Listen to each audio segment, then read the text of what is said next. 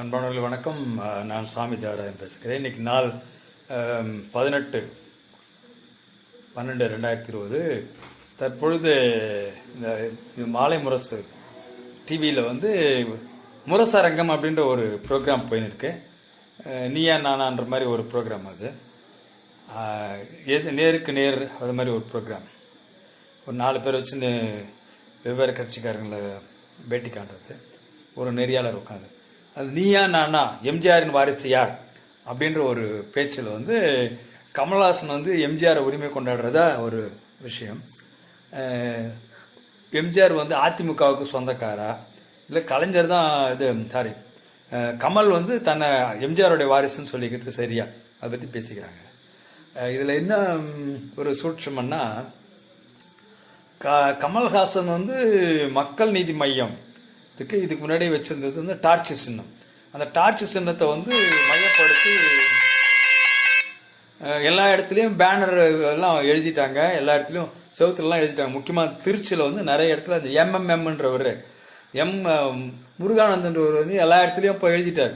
இதில் கமலோட பேரை விட இவருடைய பேர் ஃபேமஸாக இருக்கிற மாதிரி மக்கள் நீதி மையத்துக்கு எம்என்எம்னு போகிறது போல எம்எம்எம்னே போட்டார் அவர். ஸோ எம்எம்எம் திருச்சினே தான் எல்லா இடத்துலையும் இருக்கும், திருச்சி முழுசுமே. இப்போ பார்த்தாக்கா கமல்ஹாசனுக்கு பக்கத்தில் இடது பக்கத்தில் அவர் நிற்கிறார். இப்போ மதுரையில் திண்டுக்கல்ல கமல்ஹாசன் கொள்கை பரப்புறதுக்காக போகும்பொழுது எலெக்ஷனுக்காக 2020-21 எலெக்ஷனுக்கு போகும்போது ஸோ அந்தளவுக்கு ஒரு முக்கியமான நபராக இருக்கிறார் அவர். பக்கத்தில் ஒரு ஐஏஎஸ் ஐபிஎஸ் ஆஃபீஸர் யாரோ ஒருத்தர் நிற்கிறார் கருப்பா. இந்த பக்கம் எம்எம்எம் திருச்சி. அந்த அளவுக்கு அவங்க தன்னை பிரபலப்படுத்தி கொண்ட அந்த எம்எம்எம் எல்லா இடத்துலையும் டார்ச் சின்னம் வரைஞ்சிட்டார். இங்கே கூட பார்த்தீங்கன்னா எல்லா இடத்துலையும் டார்ச் சின்னம்னா கமல்ஹாசன்ற மாதிரி இருக்கு. இந்த சூழ்நிலையில் எலெக்ஷன் கமிஷன் அமமுகவுக்கு கூட அவங்களுடைய ப்ரெஷர் குக்கரே திரும்பி கொடுத்துட்டாங்க, பழைய சின்னமே. அதுக்கப்புறம் ஆனால் இந்த கமல்ஹாசனுடைய கட்சிக்கு மட்டும் அந்த டார்ச் சின்னம் கொடுக்கல. அதுக்கு பதிலாக எம்ஜிஆர் முன்னேற்ற கழகமாக ஏதோ ஒன்று அதுக்கு கொடுத்துட்டாங்க. அந்த பேட்டி நான் பார்த்தேன், அந்த எம்ஜிஆர் முன்னேற்ற கழகத்தோட தலைவர் பேசுறது பார்த்தேன். அதனால இப்போ என்ன பண்ணுறான் கமல்ஹாசன், அதை எடுத்து இதோடு ஓட்டுறான். அதை எம்ஜிஆரை நம்ம கூட சேர்த்துக்கணும்னாக்கா இந்த எம்ஜிஆர் முன்னேற்ற கழகத்தோட சின்னத்தை நம்ம எடுத்துக்கலாம், எம்ஜிஆர் முன்னேற்ற கழகத்தை நம்மளோட இணைச்சிக்கலாம் அப்படின்றது கமல்ஹாசனுடைய திட்டம் போல இருக்கு. அதனால எம்ஜிஆரை தனக்கு சேர்க்கிறார், தன்னோட சேர்த்து பேசுறாரு. இதான் உண்மை. இதுல இவங்க முட்டி மோதிக்கிறாங்க. எம்ஜிஆர் படம் அதிமுக வச்சு எதுவுமே செய்யறதில்ல, அம்மாவோடைய ஆட்சி தான் சொல்றாங்க, அம்மாவை தான் முன்னிலைப்படுத்துறாங்க. எம்ஜிஆர் ஜெயலலிதா அம்மையார் இருந்தப்பே எம்ஜிஆர் ஓரம் கட்டாங்க, கொஞ்சம் கொஞ்சமா இல்லாம பண்ணி அந்த அம்மாவோடைய முக்கியமான எம்ஜிஆரே கிடையாது கொண்டாண்டாங்க. அப்பவே அதிமுகவில் எம்ஜிஆர் இல்லாத அதிமுக தான் இதுவரையிலும் கடந்த 9 வருஷமா ஆட்சி செஞ்சுன்னு இருக்குது. அதுக்கு முன்னாடி அந்த அம்மா 1991-95 எம்ஜிஆர் இல்லாம பண்ணிட்டாங்க. அதுக்காக அதிமுகவுக்கு எம்ஜிஆர் கட்டாயமா சொந்தம் கிடையாது. எம்ஜிஆர் தொடங்கிய அதிமுகவும் அது கிடையாது. இப்போ அது ஊழல் அதிமுக. எம்ஜிஆர் ஊழல் பேர் வழின்னு யாருமே சொல்ல முடியாது. எம்ஜிஆருடைய ஆட்சி அப்பயும் ஊழல் இருந்துச்சு, எனக்கு தெரியும். ஊழல் கட்டாயமா இருந்துச்சு அப்பவும். நான் அப்போ என்ன டம்மி போஸ்ட்ல தான் போட்டாங்க. எம்ஜிஆர் பீரியட்ல தான் எம்ஜிஆர் இருந்த காலத்துல இருந்தே ஊழல் இருந்துன்னு தான் இருந்தது. அதாவது கலைஞர் எப்போ முதலமைச்சரா பொதுப்பணித்துறை அமைச்சரா அண்ணா பீரியட்ல பதவியேற்றாரு, அப்பத்திலிருந்தே ஊழல் தொடங்கிடுச்சு. ஆக ஊழலினுடைய ஆரம்பம் கலைஞர் தான் சொல்லணும். அது மிக விஸ்வரூபம் எடுத்தது அம்மையாருடைய ஆட்சியில காலத்துல. இதுக்கு நடுவில் எம்ஜிஆருடைய ஆட்சி காலத்துலயும் ஊழல் இருந்துச்சு, ஆனா இந்த அளவுக்கு கிடையாது. ஜெயலலிதா அம்மையார் பதவிக்கு வந்த பிறகு அதிமுக திமுக ரெண்டுமே மாறி மாறி பிரம்மாண்டமான ஊழல் செய்ய தொடங்கிட்டாங்க. அதுதான். ஆகவே இப்போ எம்ஜிஆர் எம்ஜிஆருடைய வாரிசு நான் தான் அப்படின்னு கமல்ஹாசன் சொல்றது உண்மையான நோக்கம் எம்ஜிஆரோட பேர் கொண்ட அந்த கட்சிக்கு போயிடுச்சு சின்னம், இவருடைய டார்ச் சின்னம். திரும்பி டார்ச் சின்னத்தை வாங்க முடியாது. அதாவது நம்ம இது மூலயமா எலெக்ஷன் கமிஷன்ல போராடி வாங்க முடியாது. ஆகவே அந்த ஆளை எம்ஜிஆர் முன்னேற்ற கழகத்தை இதோடு சேர்த்துக்கினாக்கா டார்ச் சின்னத்தை பயன்படுத்தலாம்.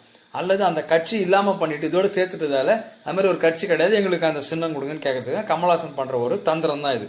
ஆகவே எந்த சின்னம் கொடுத்தா என்ன, அந்த எம்ஜிஆர் முன்னேற்ற கழகத்தோட அந்த தலைவரே நேற்று பேசுன்னு பார்த்தேன். நான் சின்னம் எதுவா இருந்தாலும் அது பிரச்சனை கிடையாது, எனக்கு டார்ச் சின்னம் வந்துட்டாக்கா கமல்ஹாசனுடைய ஓட்டுல எனக்கு வந்துடும் அர்த்தம் கிடையாது. தலைவரும் தலைவருடைய கொள்கைகளும் தான் முக்கியம். அந்த தலைவரை வச்சு தான் அந்த ஓட்டு போடுவாங்களே தவிர, கொள்கைகளை வச்சு தான் ஓட்டு போடுவாங்களே தவிர சின்னத்தை வச்சு ஓட்டு போறது கிடையாது மக்கள் அப்படின்னு அவர் தெளிவா சொல்றாரு. ஆகவே அநேகமா அவர் இந்த கட்சியோட கமல்ஹாசன் கட்சியோட எத்தனை கோடி ரூபாய் கொடுத்தாலும் சேர மாட்டாருன்னு நினைக்கிறேன். அதே மாதிரி கமல்ஹாசனுக்கு வந்து அந்த டார்ச் சின்னத்தை அவர் கொடுக்க மாட்டாருன்னு நினைக்கிறேன். ஸோ கமல்ஹாசன் கையில் டார்ச் கிடைக்காம இருந்தாக்கா என்ன நடக்குதுன்னு பார்ப்போம். ஏற்கனவே கமல்ஹாசன் பார்ட்டிக்கு ரெகக்னிஷன் கிடையாது, அதனால டார்ச் சின்னம் இப்போ கொடுக்கல. அன்ரெகனைஸ்ட் பார்ட்டி தான் அதுவும். 4% கூட ஓட்டு கிடைக்கல அதுக்கு கடந்த எலெக்ஷன்ல எல்லாம். ஆகவே இப்போ கமல்ஹாசன் வந்து அந்த கட்சியை வந்து தன்னோட சேர்த்துன்னு டார்ச் பிடிக்கணும் கையிலன்னு பார்க்குறாரு. என்ன நடக்குதுன்னு பொறுத்து இருந்து பார்ப்போம். ஓம். இதுல வந்து ஒரு விஷயம், அந்த கமல்ஹாசனுக்காக மல்லு கட்டின்னு பேசுற ஒருத்தர் சொல்றாரு, கமல்ஹாசன் வந்து கரெக்டா எப்பவுமே வருமான வரி கட்டி இருக்கிறார் அப்படின்னு சொன்னார். உடனே அதுக்கு எதிர்கட்சியில் இருக்கிறவரோ அவரு என்ன சொல்றாரு, கமல்ஹாசன் கட்சி வரி கட்டினாருன்னு சொல்றீங்க, பட் அவர் வாங்கின பணம், அவர் கருப்பு பணமே கிடையாது, அவர் வாங்கினதுக்கெல்லாம் வரி கட்டினாரா, ரிட்டர்ன்ஸ் எல்லாம் தான் ஃபைல் பண்றான்னு கரெக்டா கேட்கிறாரு. அதாவது இதுதான் உண்மை. அதாவது ரிட்டர்ன்ஸ் எல்லாமே ஃபைல் பண்ணுவாங்க. அந்த ரிட்டர்ன்ஸ் வந்து வருமான வரித்துறையும் வந்து சரி பார்க்கும். அவங்க வந்து பேங்க்ல வந்து கணக்கு அதெல்லாம் வச்சுக்கின்னு அதே நேரத்தில் கொடுத்த ஃபைல் பண்ண அந்த ஸ்டேட்மெண்ட்ஸையும் கரெக்டாக இருக்கான்னு கம்பேர் பண்ணி பார்த்து கரெக்டாக இருந்துச்சுனாக்கா விட்டுருவாங்க. அப்படி கமல்ஹாசன் சர்டிஃபிகேட் வாங்கிருக்கலாம். ஆனால் கமல்ஹாசன் கிட்ட கணக்கில் காட்டப்படாத பணமே இல்லைன்னு சொல்லிட்டு எப்படி சொல்ல முடியும்? ஸோ ஜெயலலிதாவது மாதிரி டிஸ்ப்ரோபோர்ஷனேட் அசட் கேஸ் ஒன்று கமல்ஹாசன் மேலே போட்டு அந்த கேஸை வந்து ஆராய்ச்சி செய்யும் பொழுது தான் கமல்ஹாசனுடைய சொத்து மதிப்பெல்லாம் எடுத்து அவர் வந்து வாங்கின வருமானத்தெல்லாம் எடுத்து அவர் பண்ண செலவெல்லாம் எடுத்து கணக்கில் பார்க்கும்பொழுது தான் கமல்ஹாசன் உண்மையாகவே வருமான வரி வந்து ஒழுங்காக செலுத்தினாரா இல்லையான்றது தெரியும். ஆகவே கமல்ஹாசன் வந்து மிகவும் சுத்தமானவர்லாம் கிடையாது. அவரும் ஒரு அரசியல்வாதி தான், அவரும் ஒரு சினிமாக்காரர் தான். சினிமாக்காரர் அரசியல்வாதிகள் இது மாதிரி தான் இருக்கிறாங்க எப்பவுமே. சினிமாக்காரர்னாவே அது மிக அதிகமான வருமானம் வரக்கூடிய துறை, அதே நேரத்தில் வந்து வருமானமே இல்லாமல் போய் போண்டி ஆகிற துறையும் கூட. அதனால கமல்ஹாசனுக்கு மட்டும்தான் தெரியும் உண்மையாவே அவர் வாங்கின பணம் எல்லாமே கருப்பு பணமா வெள்ளை பணமா. கருப்பு பணமே இல்லாத ஒருத்தர் அவரு, முற்றிலும் வெள்ளையானவர்ன்றது கமல்ஹாசனுக்கு மட்டும்தான் தெரியும். அதை இவங்களாம் விவாதிக்கிறது சரிப்பட்டு வராது. அது வந்து தேவைப்பட்டாக்கா விஜிலன்ஸ் கொடுக்கலாம், அதே மாதிரி சிபிஐ என்கொயரி வைக்கலாம். ஜெயலலிதா மாதிரி டிஸ்ப்ரோபோர்ஷனேட் கேஸ் ஒன்று சுப்பிரமணிய சாமி கமல்ஹாசன் மேல போட்டாக்கா உண்மை வெளிச்சத்துக்கு வரும். ஆகவே இந்த டார்ச் சின்னம் கமல்ஹாசனுக்கு கிடைக்கிறதா இல்லையா என்பதை பொறுத்திருந்து பார்ப்போம். இந்த எம்ஜிஆரை வந்து கமல்ஹாசன் தூக்கி பிடிக்கிறதுக்கு காரணம் இப்போ வந்து எம்ஜிஆர் கையில டார்ச் மாட்டிக்கிச்சு. ஓம்.